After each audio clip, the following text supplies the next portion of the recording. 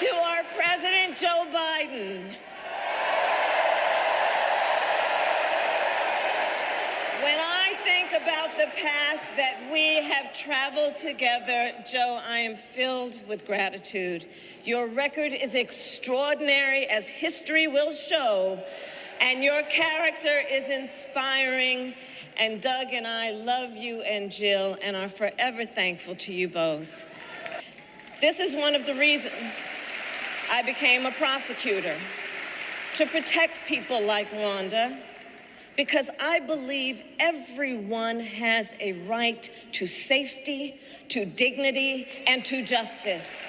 And so, on behalf of the people, on behalf of every American, regardless of party, race, gender, or the language your grandmother speaks, on behalf of my mother and everyone who has ever set out on their own unlikely journey, on behalf of Americans like the people I grew up with, people who work hard, chase their dreams, and look out for one another, on behalf of everyone whose story could only be written in the greatest nation on earth, I accept your nomination to be President of the United States of America. Not as members of any one party or faction, but as Americans. And let me say, I know there are people of various political views watching tonight, and I want you to know, I promise to be a president for all Americans. You can always trust me to put country above party and self, to hold sacred America's fundamental principles, from the rule of law to free and fair elections to the peaceful transfer of power. As Attorney General of California, I took on the big banks, delivered $20 billion for middle-class families who faced foreclosure, and helped pass a homeowner bill of rights, one of the first of its kind in the nation.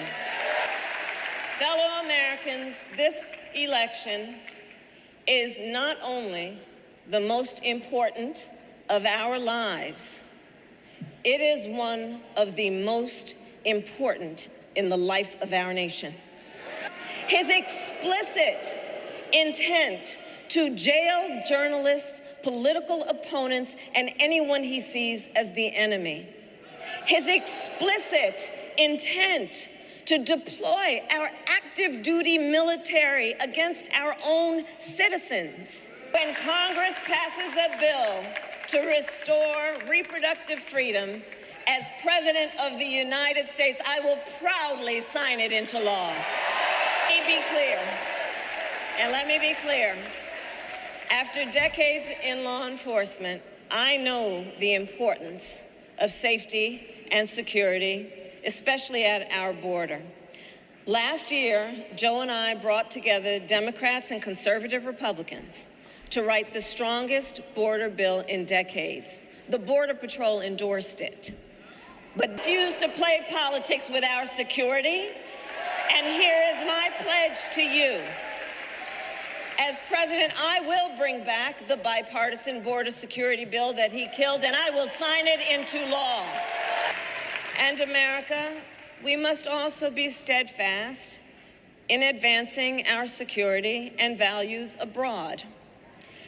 As Vice President, I have confronted threats to our security, negotiated with foreign leaders, strengthened our alliances, and engaged with our brave troops overseas.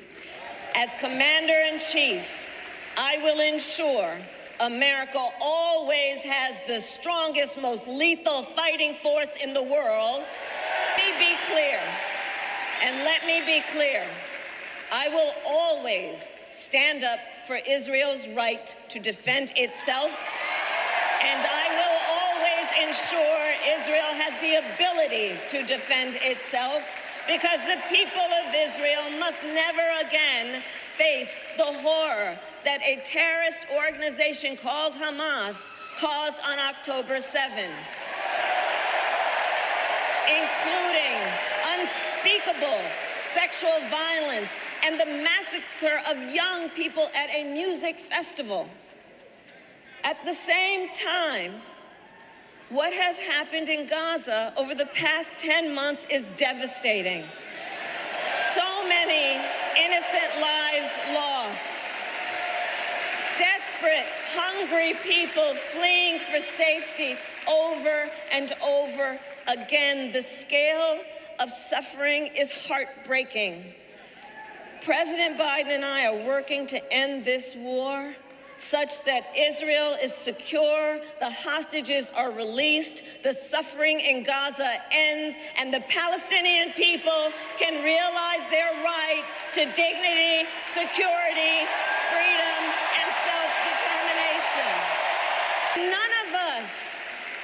None of us has to fail for all of us to succeed.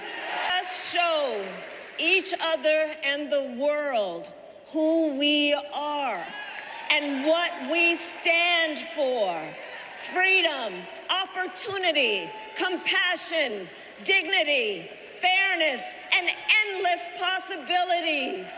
And to uphold the awesome responsibility that comes with the greatest privilege on earth: the privilege and pride of being an American.